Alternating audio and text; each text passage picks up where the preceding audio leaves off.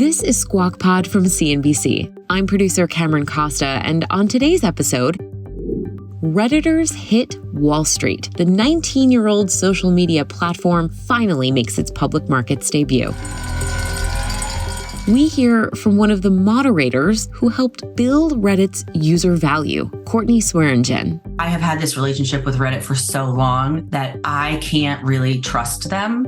Plus, a conversation you will only hear on this podcast with CNBC reporter Jonathan Vanian. Moderators are a very unique bunch on Reddit. A lot have kind of issues with the management of Reddit over the years. And Washington trying to take a bite out of Apple. I'm in the Apple ecosystem. I don't want to leave. I don't feel like they're bullying me. A landmark antitrust case kicks off. CNBC's Steve Kovac. And it's all centered around the iPhone, which the DOJ alleges gives Apple monopoly power. Plus, reporter Kate Rogers on the productivity gap when working from home. We've gone to this place and it's so hard to pull back from that, especially for kids who started their careers with some type of flexibility. And the Boeing board meeting with airline companies, but without the CEO. Is it like an intervention? No, I think it's like a skip level meeting. It's Friday, March 22nd, and Squawk Pod begins right now.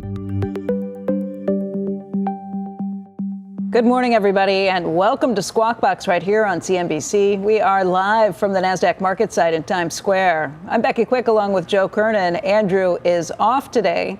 We've got Steve here. We're going to talk to him in just a minute. Steve Kovac's joining us with the big story of the morning. Also, the Dow, the S&P 500, and the NASDAQ all coming off another record-breaking session. I think that's 20 records set this year for the S&P 500. By the way, for the week, it was a very good week for all of the markets. They were up by 2.5% to 2.75%, I think, for the major averages. Treasury yields have come down after the Fed meeting was more dovish than had been anticipated. 10-year right now at 4.23, the 2-years at 4.6. And if you check out gold prices, they've also been coming back down after topping the 2,200 level. So all of this kind of leading into the FOMC meeting, coming out of it, this is almost like March, in like a lion, out like a lamb. And that's what we're watching today, 2168. Yeah, well, we got the same temperature as the date. I know. I'm in a turtleneck again, third day in a row. I'm freezing. But it's March 22nd, it's 22 degrees. It is very cold. Like a lion. It's a mean, angry lion. Well, Is it not really? the end of March You yet. get the fake spring, and Right. then you go back to winter, and then, yeah. It's a rainy spring, usually, It is. around here. That's usually April, May. April, May, it's very rainy. April showers bring May flowers. And then That it's is what they say. June, and it's the same problem as Friday. Once it's June, it's basically My allergies basically started winter. kicking in like the first week of March this year.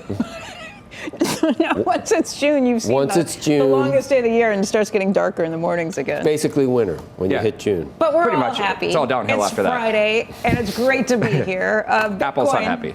Apple's not happy. Bitcoin, maybe not so much either. It's down about 6% for the week. Again, all of these assets that really ran up over the last several weeks, giving back a little bit. Week to date, down 5.5%, actually. 65,556. The heads of the nation's largest airlines want to sit down with Boeing. It's like is it like an intervention?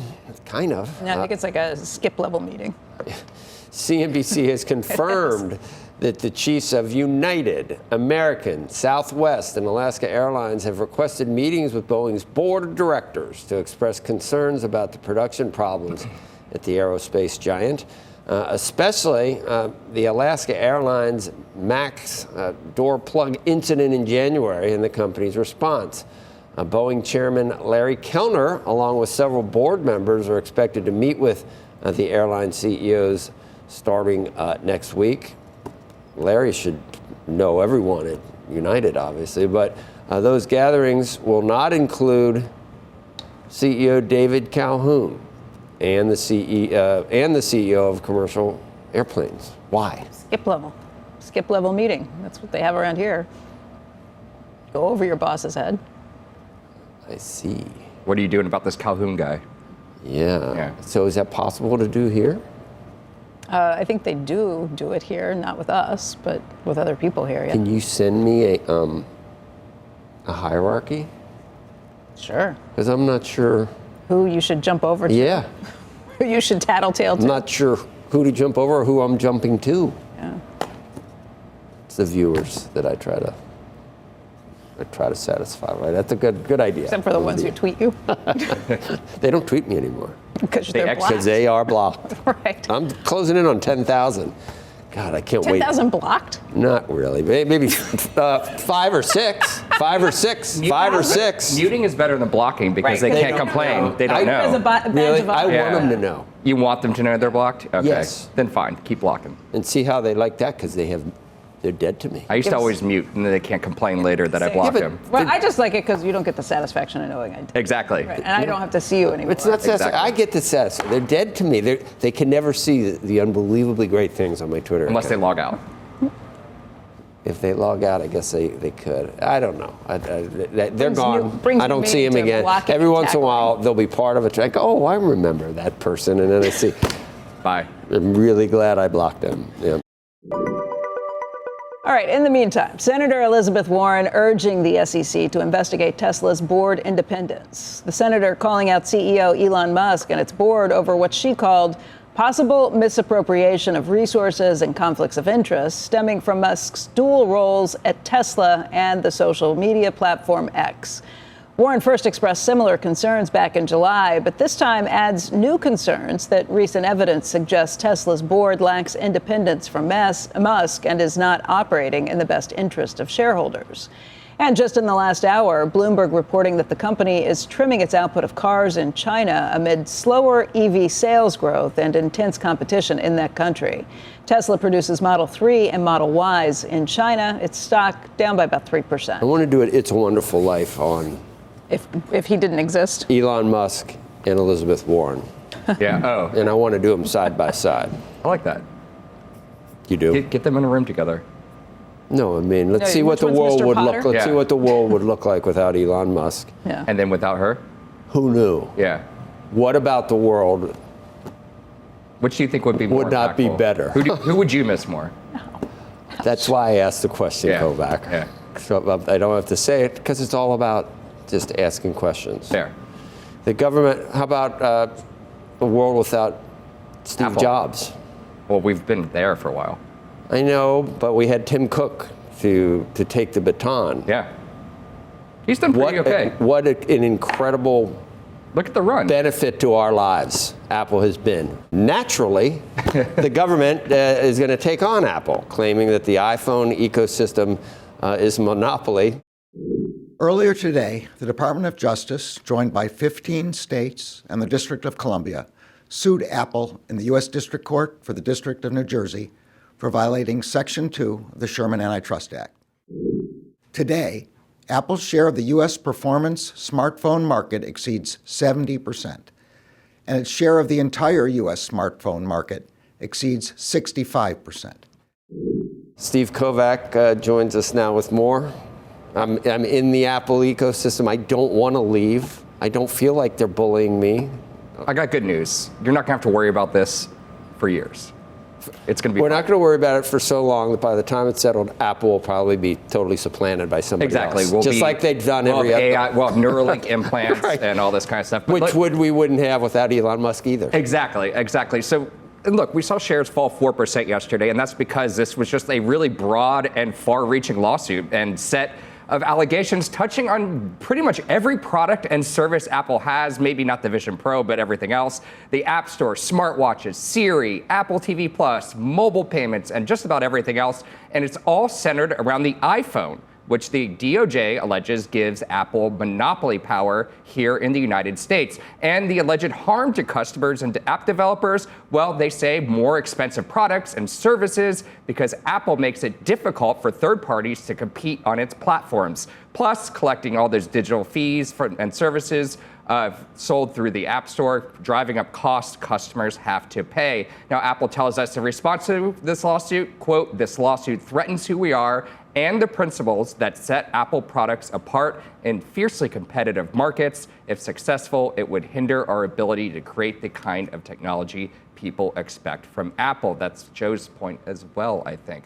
Also says many of the decisions the company makes are to protect privacy and security of user data. So what's coming up next? The whole case is expected to take several years to play out, and it's unlikely the iPhone business here in the US is going to fundamentally change anytime soon. But if Apple loses this case, changes could look similar to what it's doing in Europe under tough new tech regulations. Things like opening up the iPhone and allowing third-party app stores to compete on price and offer new features Apple normally wouldn't allow. And the Department of Justice officials yesterday, they're not ruling out a breakup of the company, guys. So I was thinking about this. It's not consumers that are screaming about this. Consumers love Apple. It is maybe about the text messaging thing a little bit. But, we were joking off camera before. The text messaging thing, not being part of it, it is a bullying situation. We bullied my dad into getting one so he could be in the family chat groups. My uncle Jim, we give him a lot of grief because it's harder to incorporate one of these other phones into these things. But it's their competitors who have been so angry about this, and we need to make sure that we protect the competitors so that they can bring the business about. But the competitors are people like Spotify, Meta, with a $1.1 trillion market cap, Microsoft with a $3+ trillion market cap. I mean, and by the way, Microsoft's been through this and fought with the Justice Department and said none of this was legit in the beginning. But now we're going to take and use it's just kind of a crazy cycle to see. You're beating me, so therefore it must be unfair. Yeah, exactly, and the best product is winning, and therefore it's unfair. They just get wrong about Apple products and services. Apple TV is one of them. They say Apple TV Plus, I forget the exact quote, but something like it controls the flow of free speech. Is Ted Lasso controlling the flow of free speech? I don't know.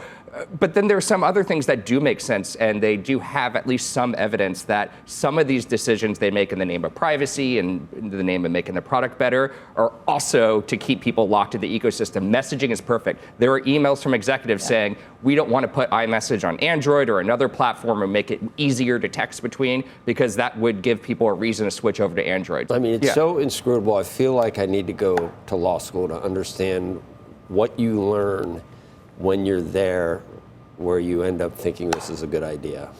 Yeah, and I mean, the other argument they have to make, again, customer harm, like we're talking about, there's little things that they can point to. But the other thing is the developers complaining. And then the argument, at least the argument we see in the EU, is when developers have to raise their prices in order to, absorb those fees, then maybe that gets passed on to you. Maybe that's less crazy. Maybe the fees need to be reconsidered or adjusted. And the idea to do that is let more app stores on so they can compete on the fees there. And we've seen when Apple doesn't succeed that they can have, terrible failures, just like anyone else. So they have a great success in this case that really stems from people liking what they do so much. When you're in business, there's books you can read about war and compare that to business. Yeah, you do try to do better than your competitors. You're not always thinking, golly, gee, how can I make it just totally fair for my competitors to compete? You don't do that. So you can nitpick and find things if you want, but this is just another example of sometimes what the government does best, and it looks at the goose that lays the golden eggs, and it just can't stand it. It can't stand it, and it goes over, it tries to kill the goose that lays the golden eggs, and that's what I think is happening. I don't think they think that's what they're doing. They don't think that either. And there are some valid criticisms in here. I don't know, but they don't think it, obviously. But is that the first time that the government's doing something that they're wrong about? What frustrates me the most is, I'd like to get rid of everybody this administration put in the business world. Everything they say about the business world, incorporate, like to get rid of it all. Gina Raimondo's pretty good. But you're bringing in someone that might not like Apple because Tim Cook didn't kiss his ring or something. You talking about Kernen? No, you bring in Donald Trump, and you have no idea why he holds a grudge. Tim Cook kissed his ring a little bit. I know he did. Yeah. I know, but what if he didn't? Then you could have, that's not a panacea for this going away. I think this continues under another Trump administration. It started under a Trump administration. Yeah, it started, right, I think that's it what I mean. continues. If it was someone who was just a principled, libertarian or whatever. That is not Trump. No. Cheese will be next. Coming up on Squawk Pod, who's the more productive worker? CNBC reporter Kate Rogers has the data on where work happens. Working fully remote actually is associated with 10% lower productivity than fully in-person work. We'll be right back.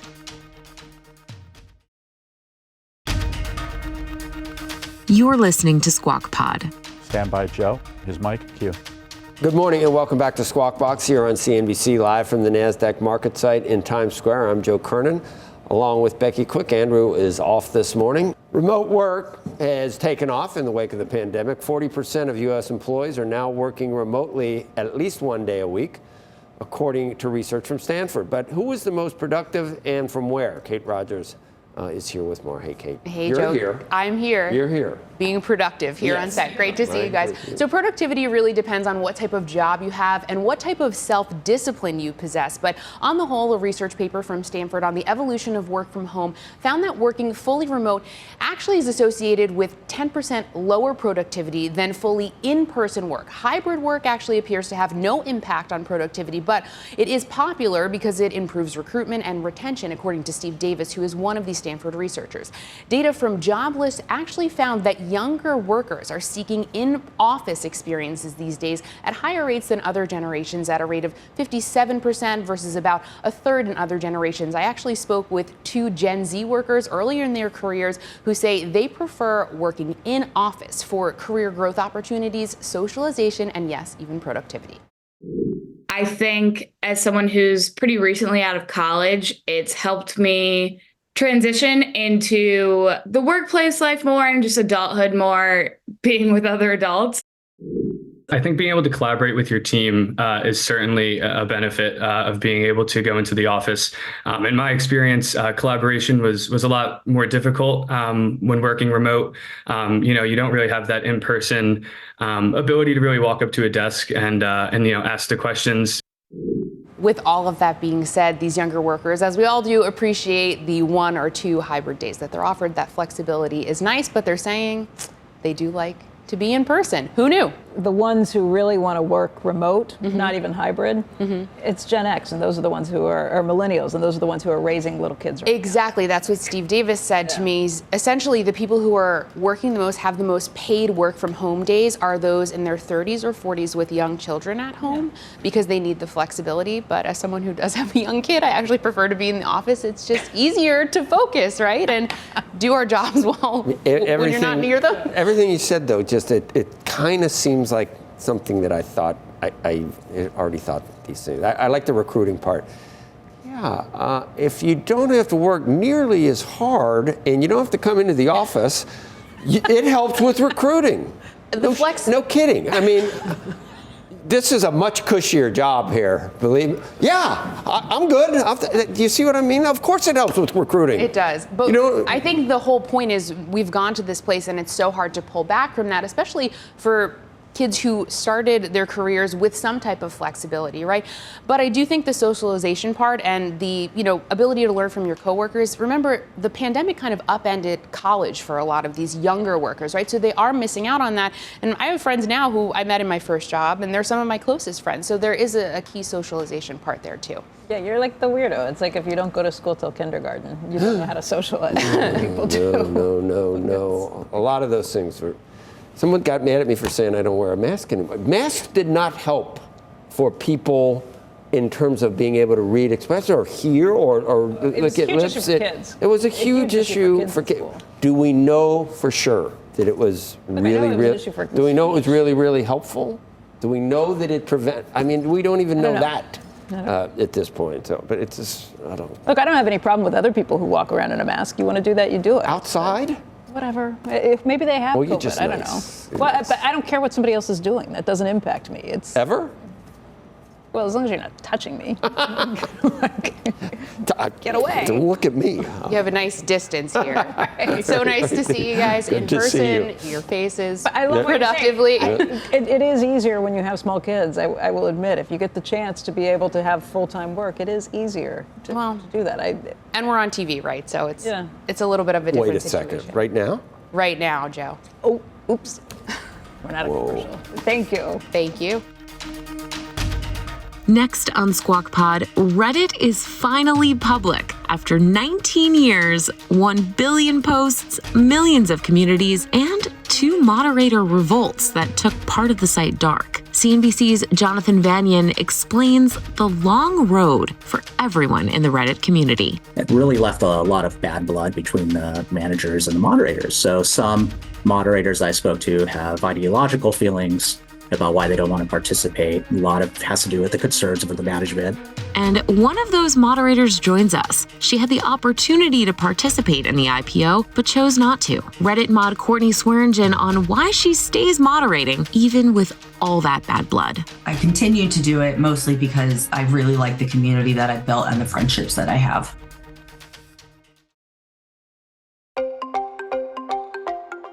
Welcome back to Squawk Pod from CNBC. Reddit, after 19 years, is finally a public company. Reddit has just opened at $47. That was a premium to a serious premium to where it had originally priced at $34, around 38% upside. We're now watching the stock.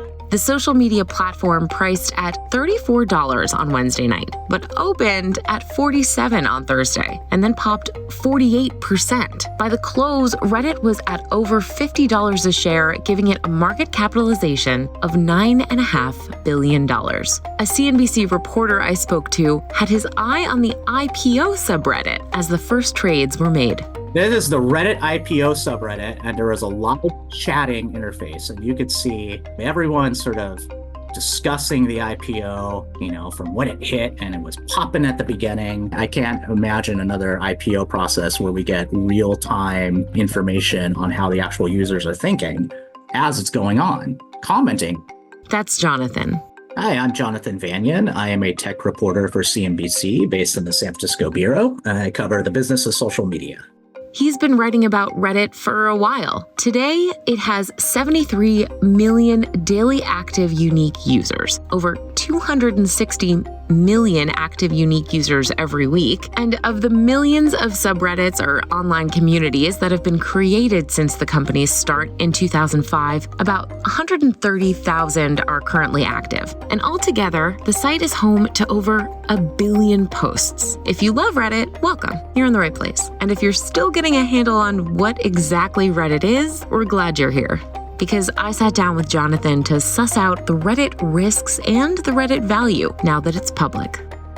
It's a very unique social media property. It doesn't nearly have the scale as a company like Meta or Facebook with billions of daily active users. But the Reddit community has a very unique selling point. It is where people have incredible interest and they congregate and discuss all things from sports to Wall Street investing to knitting. It's every possible niche and interest you can think of on the web where people have many thoughts to share. So for anyone that's been on Reddit, and it sounds like you've been on Reddit, I am not an avid Redditor, but I've poked around a little bit, or for investors who are just trying to understand how it works.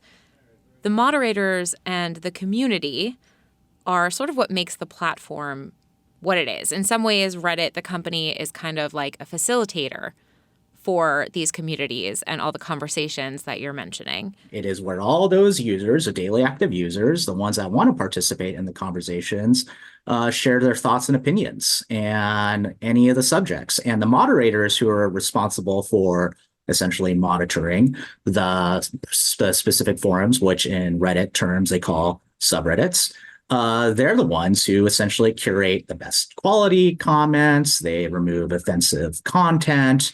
They do all the editorial and cleanup work to make sure those forums read well. And they're largely unpaid, which is part of why, to my understanding, Reddit created the directed share program before going public to give some of the users and some of the most active moderators that add the most value to the community a piece of the company as it listed. Reddit CEO Steve Huffman was on CNBC right ahead of the listing talking about this. In this IPO, yes, we invited a number of our users and have a healthy retail component beyond that. And our goal there was to bring in, I think as is the ethos of Reddit, level the playing field, bring people in on the same terms that professional investors would. The moderators on Reddit are volunteers, and makes it akin to Wikipedia, which, funny enough, is one of Reddit's competitors that are listed in its corporate filings. They're pitching it as a way to help profit with the company that you helped contribute. You've spoken to quite a few of the moderators who were offered this opportunity to participate in the directed share program. And it doesn't seem like everyone is on board with this idea. Yes, you're very correct. Not everyone is on board. The moderators are a very unique bunch on Reddit. A lot have kind of issues with the management of Reddit over the years. Last summer, there was a really big infamous protest from the moderators. The moderators locked a lot of their subreddits. They were upset about these developer fees that Reddit introduced. Reddit at the time said they needed to introduce those fees as a way to make sure it was compensated when companies like Google take the Reddit data to train their AI models.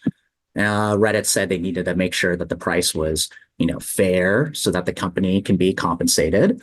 But that pricing change had an effect on other developers who are building certain tools used by the moderators. It really left a lot of bad blood between the managers and the moderators. So some moderators I spoke to have ideological feelings about why they don't want to participate.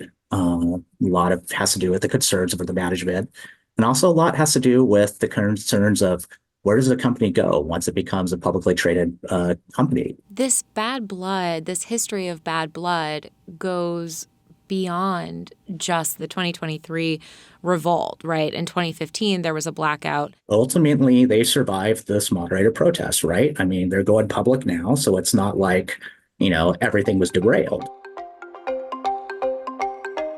An IPO not derailed at all. One of those moderators who was offered the chance to buy in but didn't joined Squawk Box after the listing. She played a major part in the first Reddit revolt of 2015 and again in the 2023 movement. Here's Becky. Courtney Swearingen. She's been a Reddit moderator for 13 years and currently moderates multiple subreddits alongside her day job as an attorney. And Courtney, thanks a lot for being here this morning. Thanks for having me. I'm not sure everyone knows. We've talked a lot about it recently, but I'm not sure our entire audience knows how this relationship works. You're a moderator, which means you spend a lot of time going through moderating discussions on some of these issues. You're volunteering that time. You're not getting paid, and you've been doing this for 13 years. I guess the question is why? Correct. Yeah. Why is because of the community. So I love Reddit because I've been able to create a community of friends. When I first started moderating, I used to know users by their first name and sometimes their last name. And we were able to connect and grow a real community of people that you knew you could rely on and you could trust and you had friends. I've met some of them in real life now. I can honestly say that I have internet friends that I have met in real life and they've been my friends for a while. And some of them I've never met in person, but I know they'd be there for me at the drop of a hat if I needed them. So I continue to do it mostly because I really like the community that I've built and the friendships that I have. Why did you decide not to opt in when the company offered you the opportunity to buy in at the IPO? I have to be honest about that. So I didn't buy in because I have had this relationship with Reddit for so long that I can't really trust them. For me, it was a matter of I can't risk money on something that I just can't trust. I can't rely on it. We have a kind of fraught relationship with the admins, with who are the actual employees of Reddit over the years. Not all of us, not every moderator has that kind of relationship, but those of us who have been around quite a while do. And for me personally, it's just something that, as much as I love the community that I built, I love Reddit for what the volunteers have done, the moderators and the users, not what the admins have done. So it's just something that I just don't trust it. It's such a strange relationship to think of moderators who are so important to the company and who, by the way, have held a lot of sway. You were involved with the 2015 revolt, where some of the Reddit subreddits went dark because they were so unhappy with what was happening at the company. I mean, it's hard for investors to kind of understand that. This is something you've spent 13 years. I would guess you spend a lot of time practically every day working on this community, and yet you don't have a great relationship. How do you see that playing out? Have things gotten better over the years? They have, to an extent. After 2015, there definitely was a rocky couple of years in there for that relationship. But we did kind of grow a little bit closer after that with the admins. They did fly us out to San Francisco, a small group of us, to meet and talk about, our needs as moderators and the tools that we needed and the help that we really needed from them. And that helped a little bit. But we've gotten better, but it's not a lot better, at least not for those of us who have been doing it this long. I mean, there's 74,000 moderators, at least, for a community that's got 73 million average daily active unique users. That's a huge, huge community. It's a huge number of moderators. What do you think about the company's moves to say, okay, we are going to have to try and find some ways to turn a profit? Because 19 years of Reddit, the company hasn't been profitable. Yeah, that's kind of what surprises me about the IPO is that they've never been profitable. So I just don't understand how that's going to work. They've done a lot of updates lately to the website. We've been calling it the Reddit redesign for I don't know how long now. And they've made a lot of tools and made a lot of things better. And we're definitely grateful for that because it has made our job as moderators easier. Okay. But part of the frustration for me and a lot of moderators who have been around like me is that most of that came when it sounded like they were starting to think about an IPO. So it wasn't that they were doing it because the people whose labor is building this site needed it. It felt like they were doing it because they wanted to make the money to make the IPO happen. Well, to be fair, those tools probably cost money. It's hard to invest money if you don't think you're going to get money back on the other side. Yeah, absolutely. And it is a business transaction at the end of the day. There's just a little bit of, because Reddit felt like a community when it first started, and that's kind of how those of us who've been around a long time feel about it. It's really difficult to kind of juxtapose that with not getting the help that we need as moderators, simply because I don't know. We don't know why. So we understand kind of the tenuous relationship between those two things, sure. But it's hard to help grow the site if we don't have the tools we need to do the job. Courtney, we've got to run, but I'm guessing you're not going anywhere. Unhappy or not, this has been so much of your life for 13 years. I would guess you're in this for the long haul. Yeah, I love it. I really do. I love Reddit. I am so grateful for the opportunities it's given me. I mean, I get to be here with you today. I really do love it. I love it. I love the community I built. I love the time I spend on it. My relationship with the admins is not the greatest, but at the end of the day, I still love what I've gotten from Reddit. And so I will be around for a while. Some of the moderators I talked to expressed to me one of the things that they were concerned with as far as how the platform might change as the company, it's unprofitable. But if you look and study the financials of the company, you realize that so much of the money is made in the United States. So a large part of their plans is to expand internationally, which that sounds great, right? I mean, surely Reddit should expand elsewhere, maybe Europe, all these other countries. That's a huge user base, and that's probably really good for advertisers, right? Well, some of the moderators that I spoke to were really worried about what does that mean when the company starts operating overseas in places where maybe the governments don't really have the democracies the way we think of democracies here in the United States.